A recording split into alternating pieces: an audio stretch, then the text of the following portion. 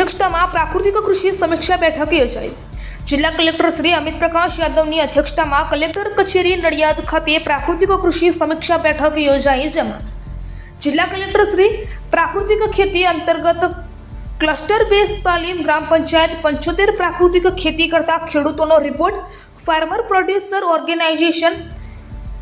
FPO અધિકારીઓ દ્વારા field visit અને કિસાન ગોષ્ઠી સહિતની બાબતોની કામગીરીની સમીક્ષા કરી અને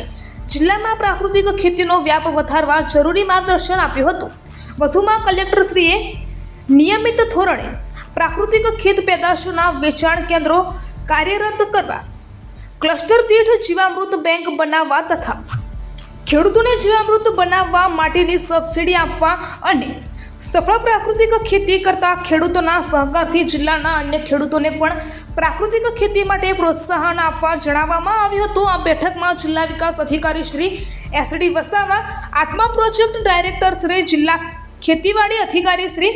પશુપાલન અધિકારી શ્રી, તાલુકા વિકાસ અધિકારી શ્રીઓ, બાગાયત અધિકારી શ્રીઓ, મદદનીશ ખેતી અધિકારી શ્રીઓ સહિત સંબંધિત વિભાગના અધિકારીઓ ઉપસ્થિત રહ્યા હતા।